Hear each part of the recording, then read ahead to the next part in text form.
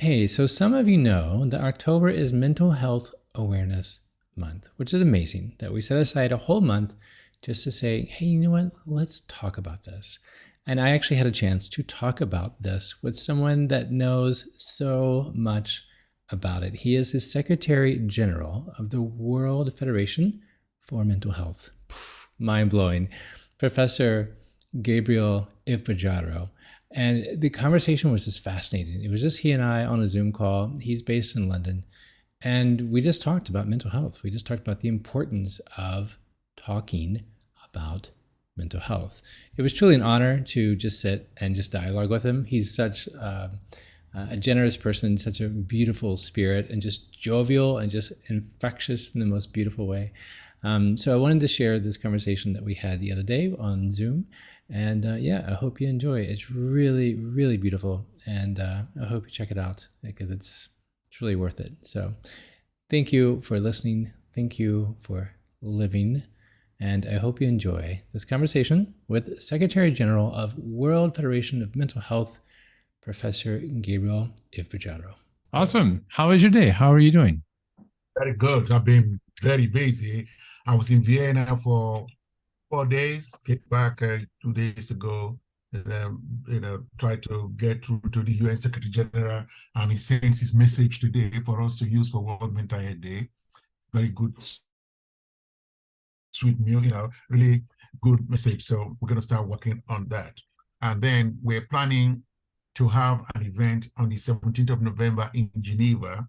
So I've just been speaking to my president, who I think he's got the Egyptian ambassador to be one of our hosts, and so we're going to be, I think it looks like on the 16th, there may be an event, a small concert, in Geneva that will be sponsored by the ambassador.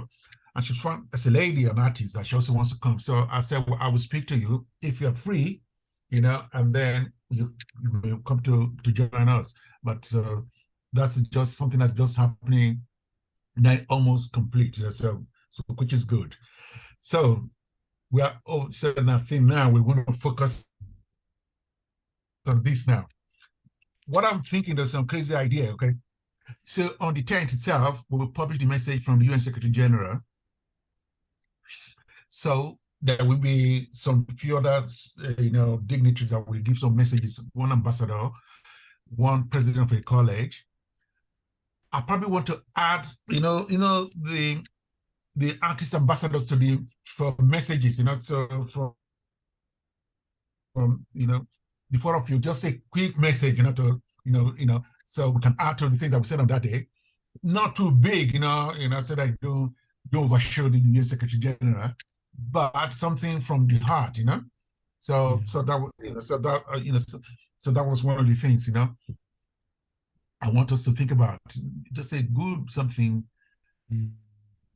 about why, we're interested in mental health, what, music can do for people, and something about the need for us to be together. I want a message of togetherness, just, so I think that was that, So I think apart from that, nothing new to add. So over to you.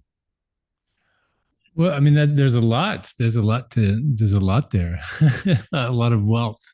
And because I'm really curious, I had a couple of questions I wanted to ask. But, the very first thing that comes to my mind when you say that, when you say like music and mental health and like, how do we bring this relatable? The interesting thing that I find is that music is universal, right? It's that one thing that, like, no matter the language, it gives everyone goosebumps regardless of where they're from, right? If it really is meant to touch the root of the listener, right? And there was a study years ago that I found where it was Harvard and Oxford Press. They released a study where listening to calming music for 3 minutes, 3 to 5 minutes, raises these things in our body. They're hormones called BDNFs. And I won't go into the science behind it, but it's basically what makes us feel good. So when you exercise, or when you have coffee with a friend, or when you are out walking in nature, music was also a part of this. What I thought was really interesting about this study is that music was the only passive activity. Everything else was you had to participate, you had to engage with conversation, you had to go for a walk, you had to exercise. But with music, it really was one of those things where you just lay on the floor and you hit play, and instantly you start feeling better, right? And so, like, how profound is that? You know, I lead concerts, when I open up with a concert, I always open up with this, which is, we live in a time where we have seen everything. We live in a time where we have heard everything, but we live in a time where we no longer feel anything. And so I think if we can get people to understand that music is emotional and it's a feeling, then I think we can then begin to open up that conversation about, okay, well, how do you feel? You know, my kids every day, I have two boys, they're 10 and 13. And I've learned to not ask them, how was your day? Because you're going to get just a very short one answer. And so what I've asked them every day now is, on a scale from 1 to 10, how was your day? Right. And so, like, now they have to, like, open that up, and they're like, it was an 8. And be like, oh my God, that's amazing. Why was it an 8? What happened? And then they tell me the whole story. Or they'll say it was a 3. And so no matter what their response is, I always say the same thing, which is like, oh, interesting. Tell me more. Why was it a 3? Why was it an 8? And so if we can open up this conversation about music, how did this song make you feel? Right? Not saying like, what did you think? Oh, it was good. What did this song make you think? Oh, it reminded me of my grandmother. You know, it reminded me of, like, that trip that I took to Vienna, right? And so, like, if we can begin to open up the idea of maybe even removing the idea of mental health, removing the title, removing the whole concept of, like, talking about mental health right now, but just talking about your feelings. Well-being. Yes. Yeah. I like the idea, so as I said, we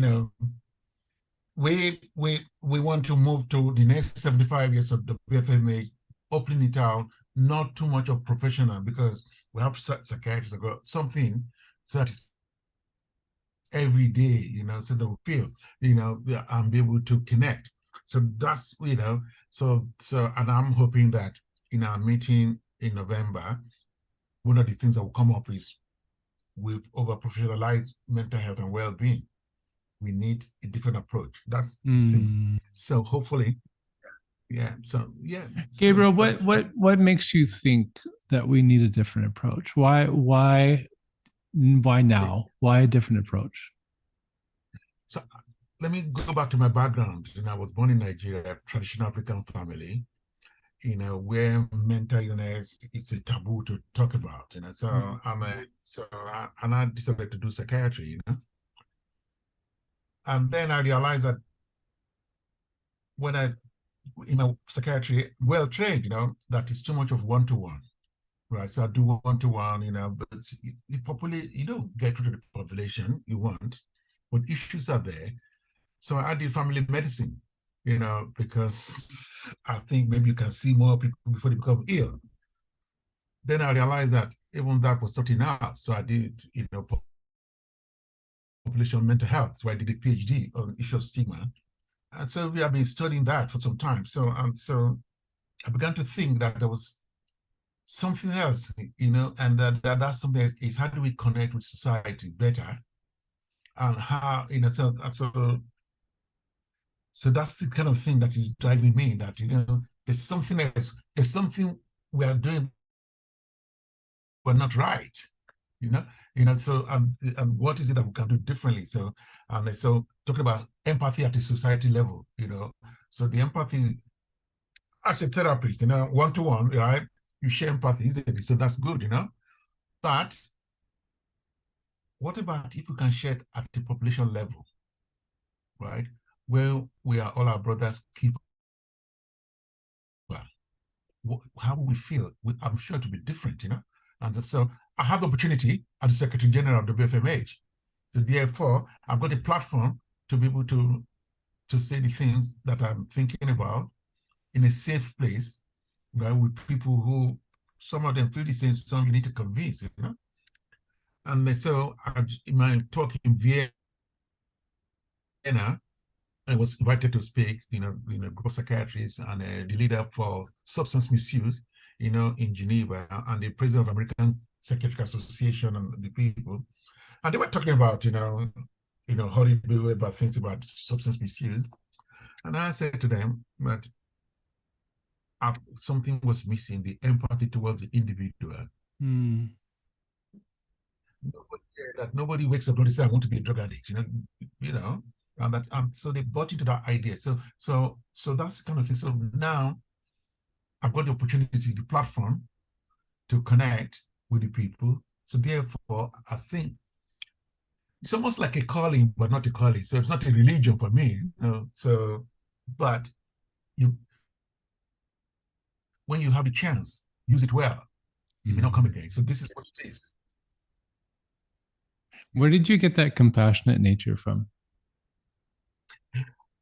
I think must be from my grandparents. My grandfather was a very compassionate man, and and I try to teach my children the same, to show compassion.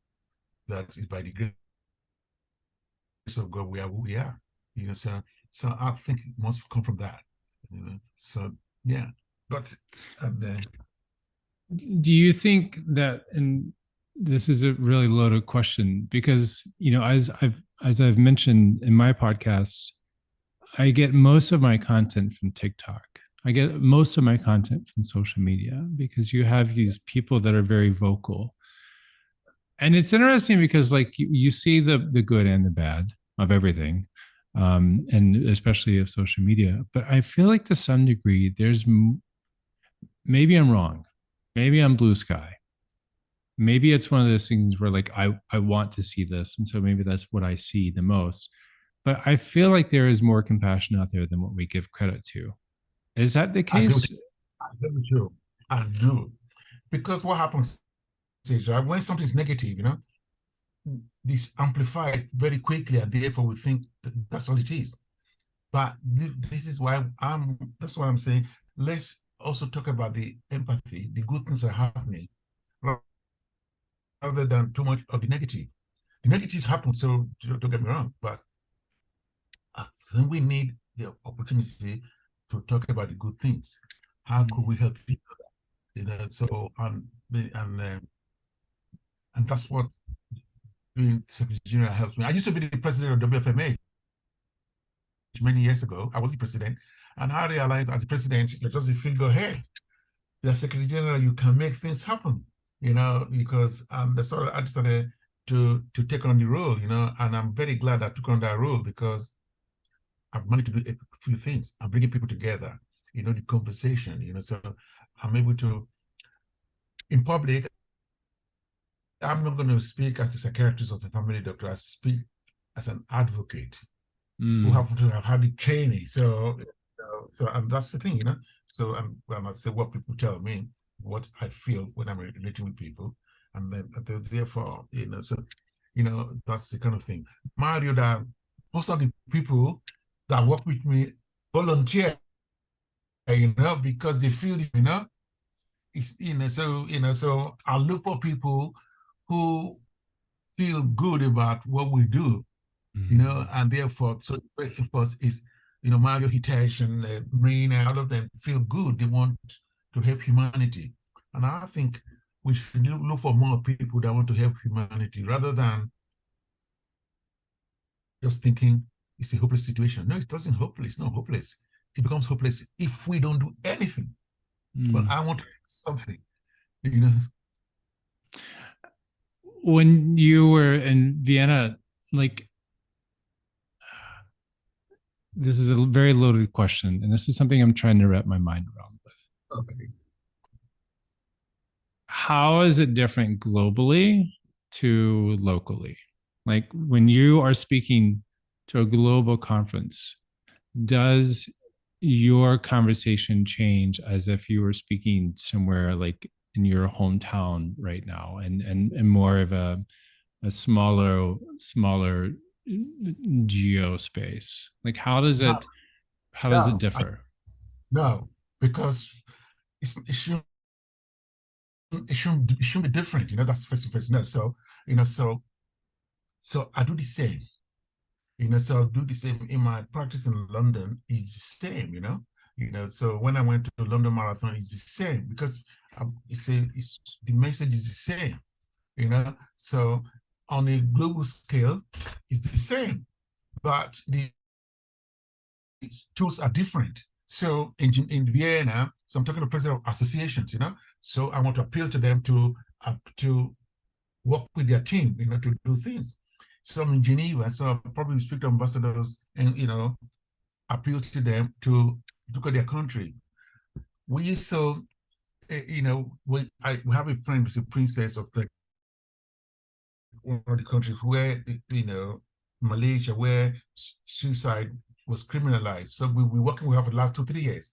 I was glad when her PA came to Vienna to say it's been decriminalized. So that's the kind of thing. So I think you have to be the same, authentic, doesn't matter whether, on the stage, because people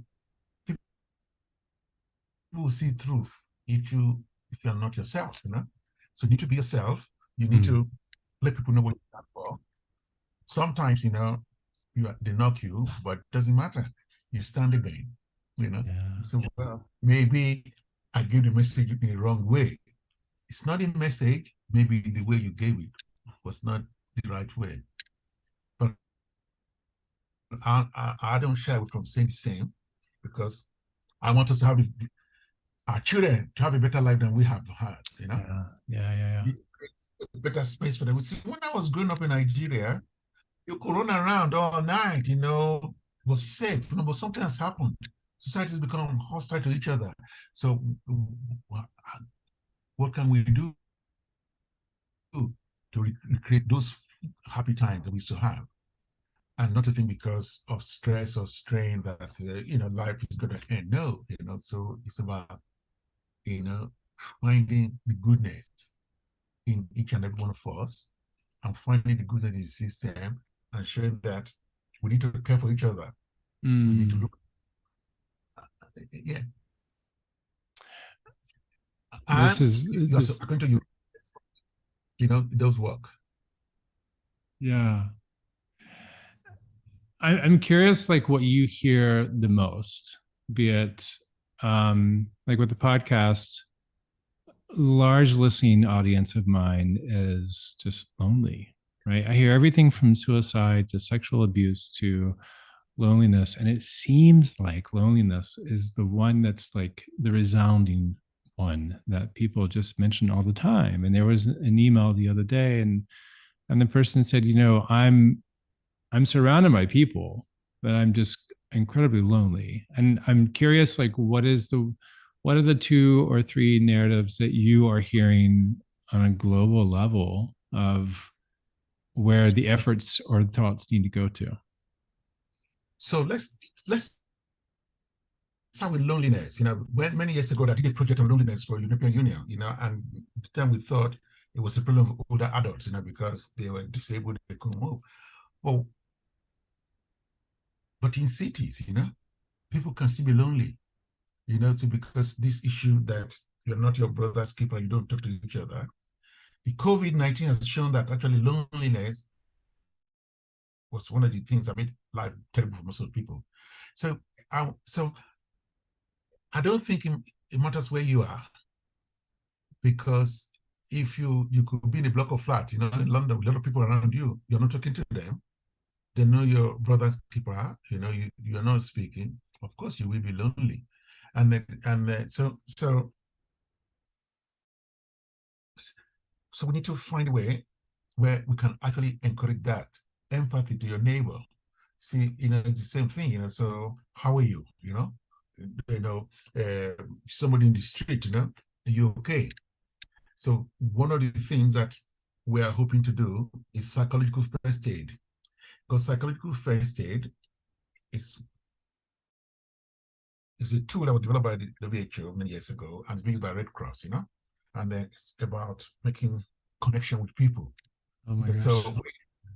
So one of the things I'm trying to do is look for funds to support global training for everybody, and so hopefully, that'll be one of the things. We've accepted that with our project, every 3 years we have a program with World Health Organization.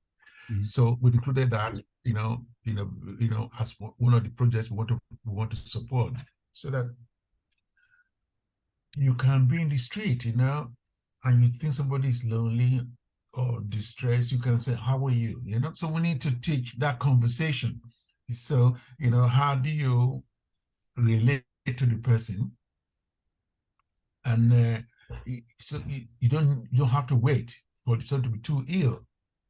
So psychological first aid. So that's one of the things that we're going to be looking at, because I think that will help a lot. So therefore, if I see you on the airport, I can say, hello, how are you, and don't feel that I'll be rejected, and you also don't feel it will be intrusive, because it's a two-way thing, isn't it? Rejection and intrusiveness, and but if we can use the language for everybody, so people can understand, actually, no, it means good, or she means good, and so it's not being intrusive. And the other person listening, so, oh, that's nice, What do you think it will take for that to happen? So, first of all, we know the documents exist, so that's first thing first, which is good. We have to talk about it, in a way to engage, trainers, There's some point in doing it only in English, so the manuals need to be translated to other languages, Hindi, everything. Mm-hmm. But do a series of training. If you have a heart attack anywhere in the street, somebody knows what to do. So we need to train, so that population training, and so to have a series of milestones, but we have to put in like a consortium together to say of professionals, non-professionals, and who will advocate, to say there's evidence for it, so it's not in dispute. Anybody can be trained, not in dispute. We want to find trainers in Chicago, in Arizona, in London. We look for trainers so they're trained, because I think it's about fidelity to the concept, and what is it about, what part of it you can bend, what part are core. So we have to bring the evidence together. But I know Red Cross do it very well in places, so they do. So we probably need to say, but they are doing it in crisis situation. But what I'm talking about is not. I don't be ill now, already have a panic attack. Language that can be used in schools. So maybe schools, we get schools to train the teachers in school, and the teachers will train the pupils, because, children, they are very sensitive. Yeah? So give them badges and psychological first aid in my school, but make it fun. So we need to think about how do we make it fun in a way that we all buy into, yet to get their product. So we have to think, in a way that let it be fun, available to all. And I'm very sure if we put in a group of people together, I may be able to get the United Nations and the World Health Organization to endorse it, as a public program. But first of all, we need to get a group of people together to put it together in a coherent way, to say, and therefore, how do we know it's successful, right? And what do we need to do? How do we ensure that everybody's included? Mm-hmm. Mm-hmm. Because if you hear some of these success stories when the parents collapse at home, their children, 3, 4 year old phone, 999-111, and it's about that, because they've learned it could be on television, I don't know, but they know that this is a medical emergency, I need to do this. And I think we have to do the same. So I meant our well-being, well-being, that how do we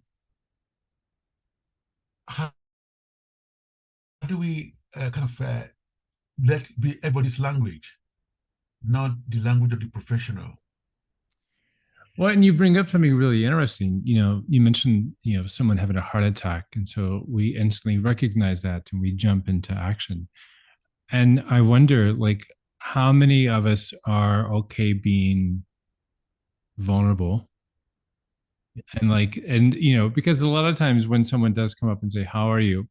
We're good. And that could be completely wrong. And where then my mind goes to when you were talking about education, I mean, you were talking about bringing this to the young people and just making it so conversational to where they're growing up without this idea of it needing to look like a heart attack before someone reaches out and asks for help. And so I think, you know, trying to bridge that gap of like, you know, the people that aren't comfortable with really being transparent with what they're going through, but they still want help, like tremendously so. But then, you know, it's funny because, you know, our dinner table is a safe space for us. We eat dinner together every night, my family. We're one of the lucky ones. My wife, her passion is food. And so each night we sit together as a family. And the table is a very safe space for us. You can literally say anything you want at the table. There are no limits. And we wanted to create that environment. We wanted to create that conversation. And so we go around the table each night. We ask, we're like, what is one thing that brought a smile to your face today? And then what is one thing you wish you could have done better?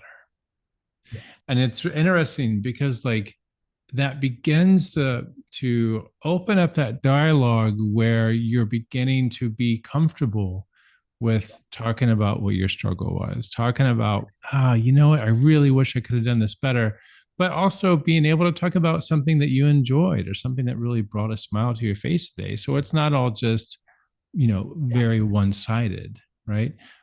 So I love the idea of like you're wanting to take this into a younger population because I think what we have seen is that a lot of people really just suppress it because they don't think people want to be burdened, right? I have a hard time sharing because like I don't want to burden others, but I know in reality they really are interested in what I'm personally going through if they ask.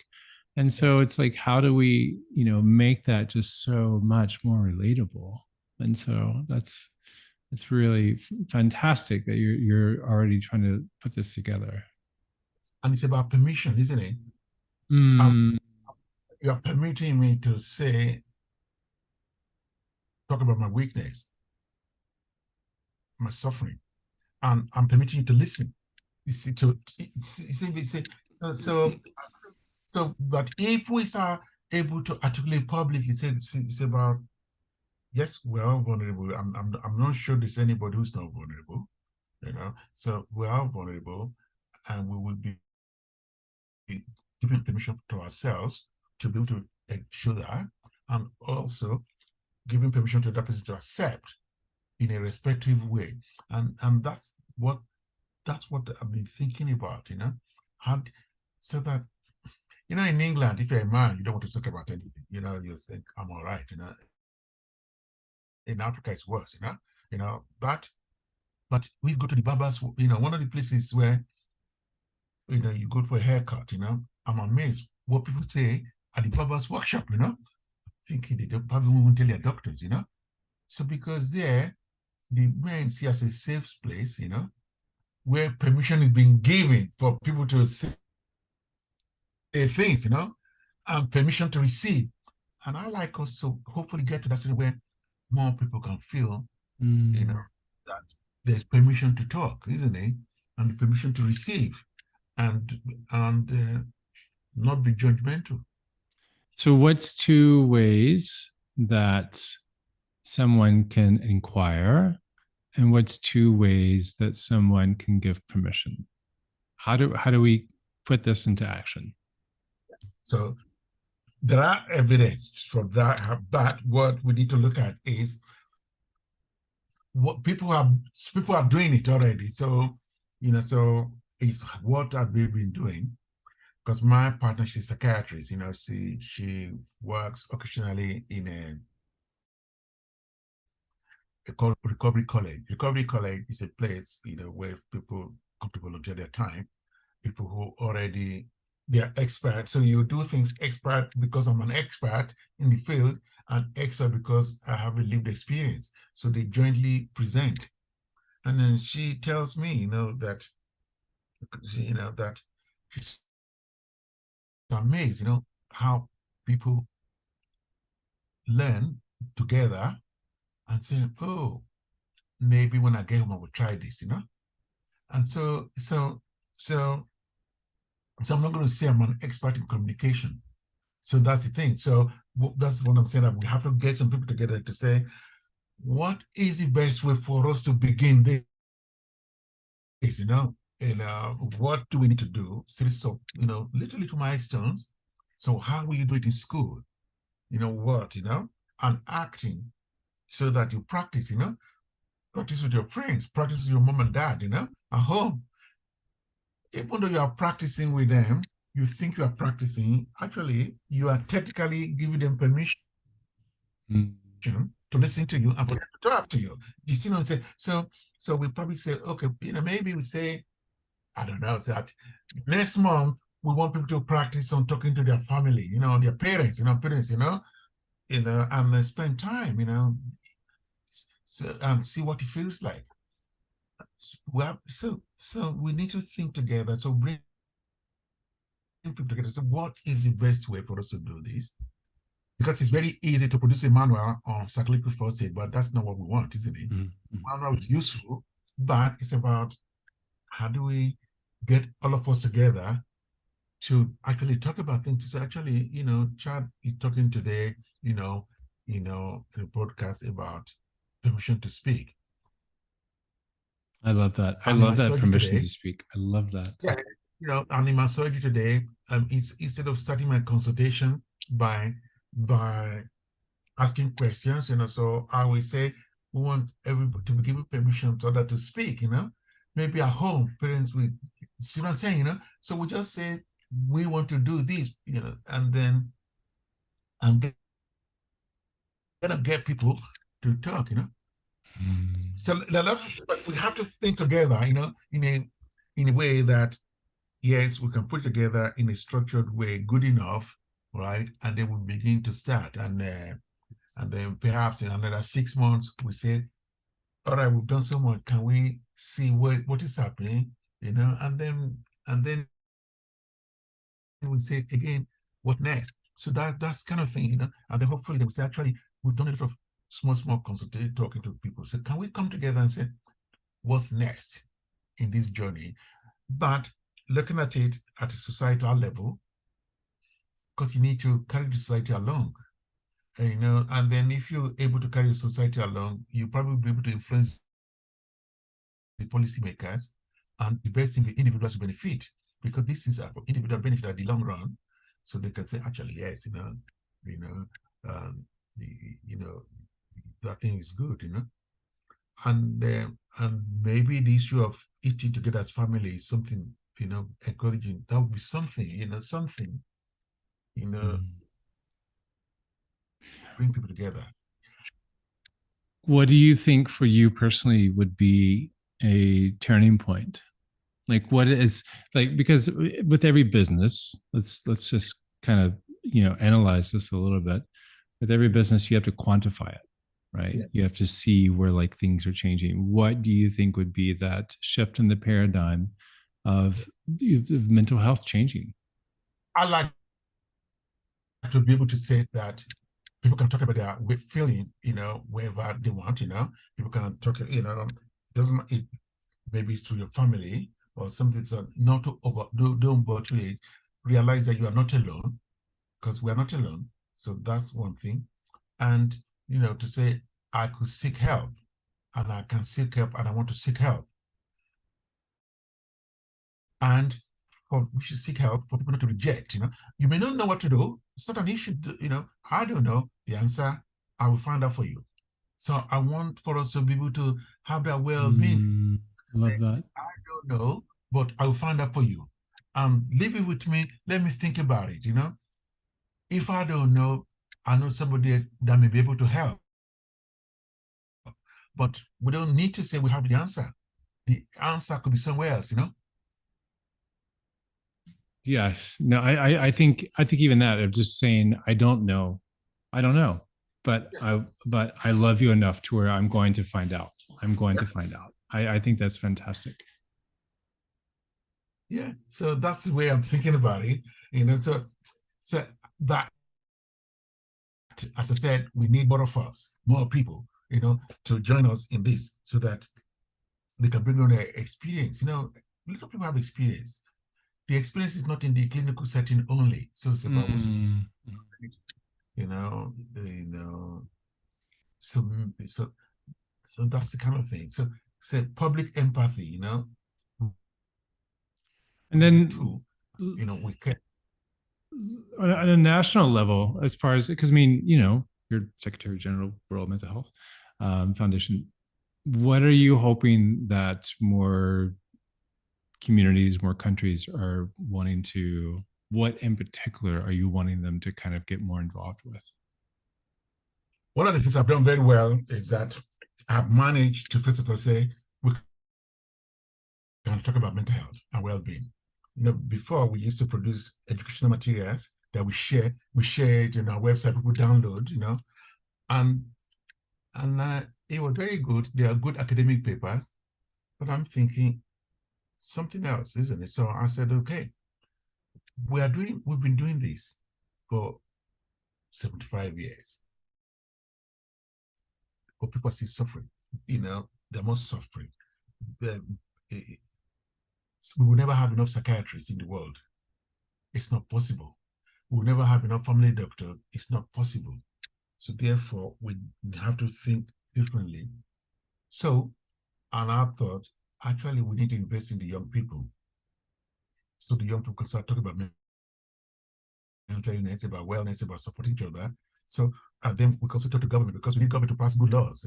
We need them to fund good things, recreational places. So that's what I've been pushing. So every year I write to all the health ambassadors in the world before World Mental Health Day. So I write to them personally to thank them for what they are doing, because many of them do good work. And tell them what people are telling us, and I plead with them to see what they can do in their countries, to move things forward in the interest of their own population. So I don't see politicians as our enemies. Actually, I see them as people we can work with, to help move things forward. Then I go to the young people. I have the young ambassadors, about something of them. I want the numbers increasing. I tell them they're in schools, to talk about mental illness in their schools, highlight the issues. I mean, I was in Italy where this girl told us 2 of her classmates died of suicide, before exam, and what a terrible thing. And she said, and she said she's going to go to her vice chancellor during what we to say, what are we doing for well-being of our students, And so that's happening. So, and then, I go to psychiatric association. I say, look, psychiatrists are important, but well-being is very important. So what are you going to be doing to think about it differently? And then the Family Doctors Association, because there are many family doctors all over the world. So I got the president also. She sent me a nice letter today from the Association of Family Doctors all over the world to thank us for what we're doing for mental health. And family doctors want to commit to, ensuring that people come to them are given good access to care and co. So really, so it's not a single thing. It's multiple things you have to do. So on the one-to-one, on a smaller scale, schools and co. But the conversation must continue. Let's talk about it, so we don't feel we're on our own. We're not alone. We're not alone. And but yeah, so I think that's,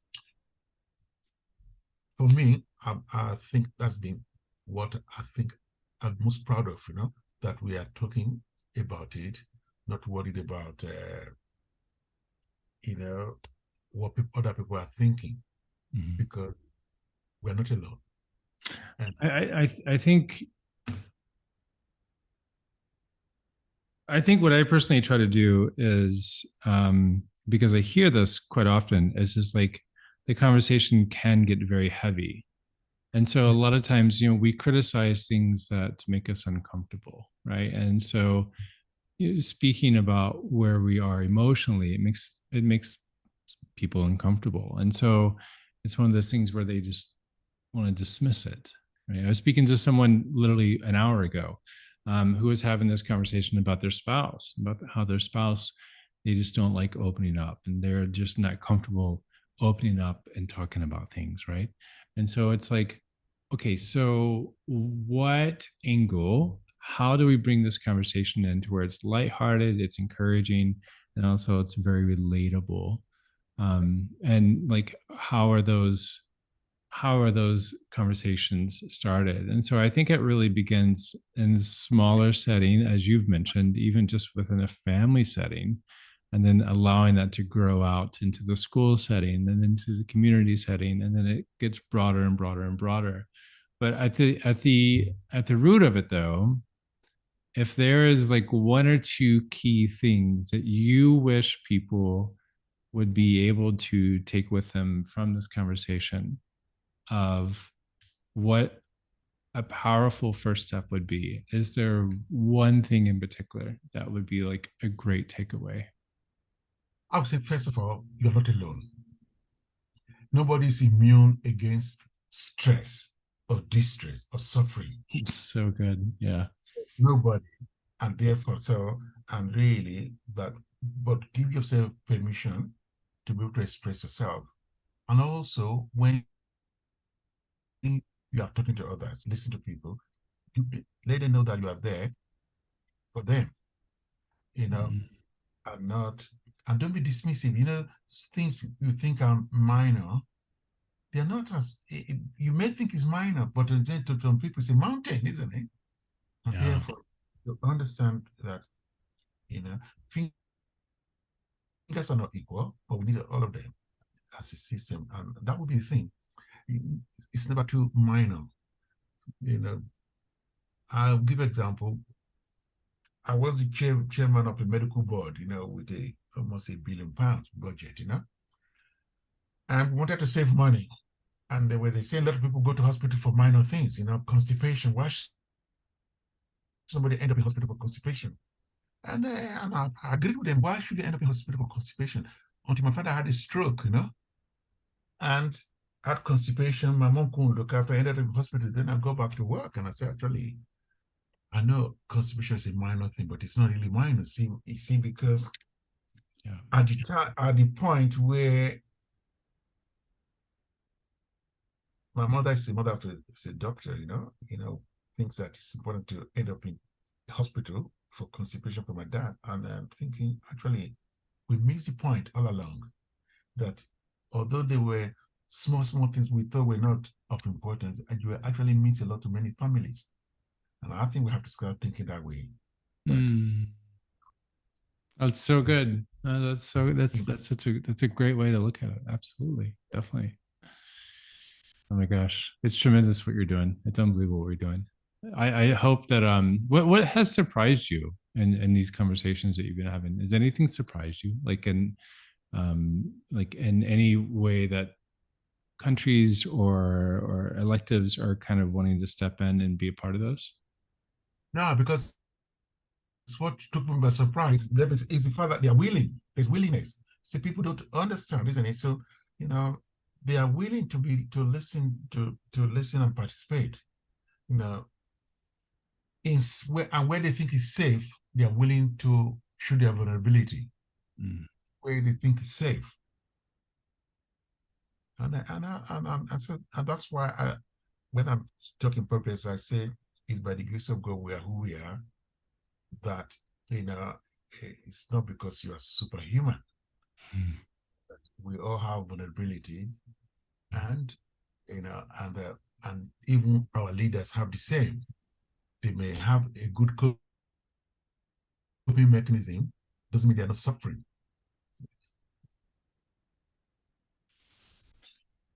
So good. So if people wanted to get involved, what do we need to do as far as the World Mental Health Federation? So, first of all, we want people on the 10th of October, first of all, to celebrate, to say, I'm vulnerable. and I belong, I know somebody wanted to talk about that, so so I want to say our mental health should be a human right, it should be valued, so that if I'm weak, that's fine. I should be valued for my weakness, if I'm strong, I should be valued for it. And I think so, and to tell people it's all right to speak, find a friend, don't be on your own. So I think that's the first thing for what mental health I want us to talk about. And then the next, let's develop a joint roadmap of what we can do together. Professionals, artists, musicians, children, what we think we can do together.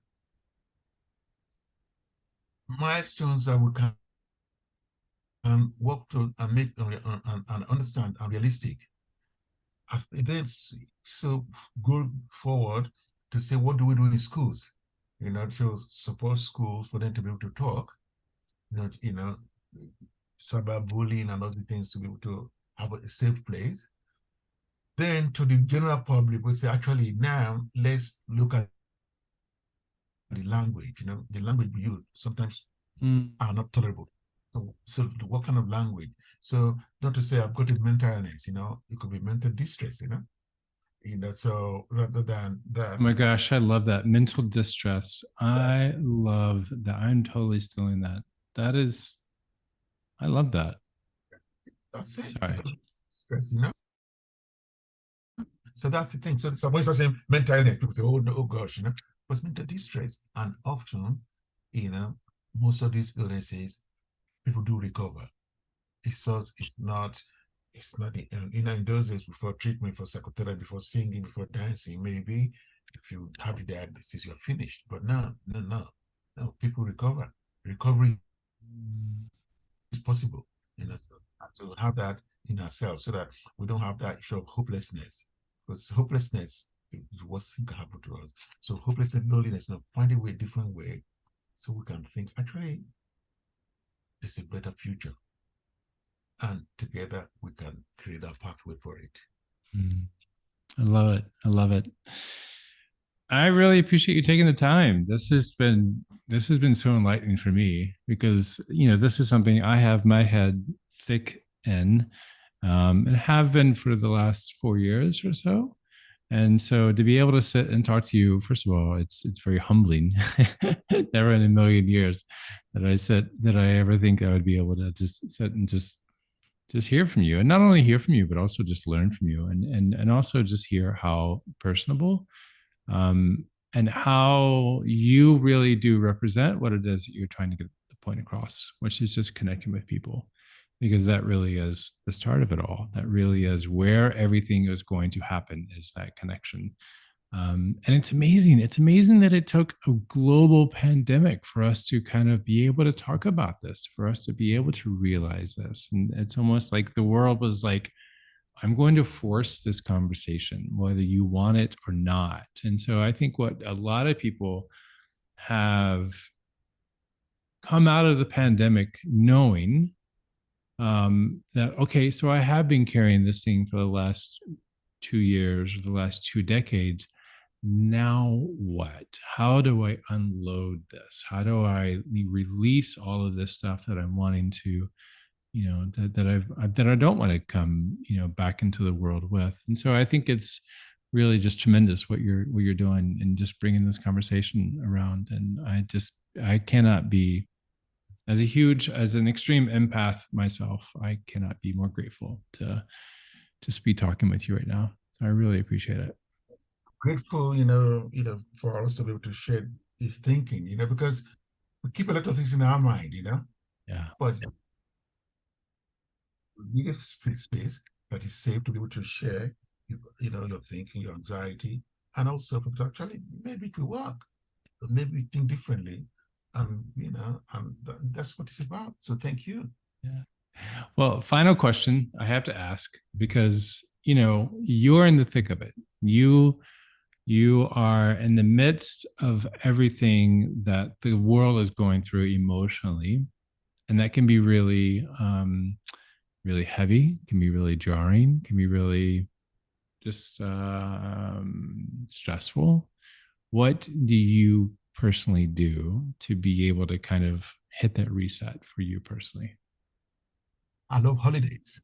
I love to have a holiday home in Italy. That nice place we go. What I like about it is not the same as London. It's totally different. Countryside, you can walk around, coffee shops, meet good people, and then so I do that. I connect. I've got two grandchildren. I love them. They love me. They think I'm funny, so they FaceTime. They make fun of me. So which I enjoy. My partner, my son, my daughter, so really, so I say I'm lucky because my family believe in what I'm doing. They support what I'm doing. But as I take time out, to look after myself, because I think well-being, personal well-being. To give, you have to look after yourself also. If not, how will you give? So I always try to look after myself. Yeah. Well, the next time you go to Italy, please, my phone rings, so just let me know. So. And I should. How it looks like. Well, thank you so much. I really appreciate this. I really appreciate your time, and I'm excited to put this together and just put this up so people can just hear what you're doing, hear everything that's going on behind the scenes, and how they can find a way to be a part, and just the conversation. So I really appreciate your time today. Thank you very much. Thanks. Welcome. Okay.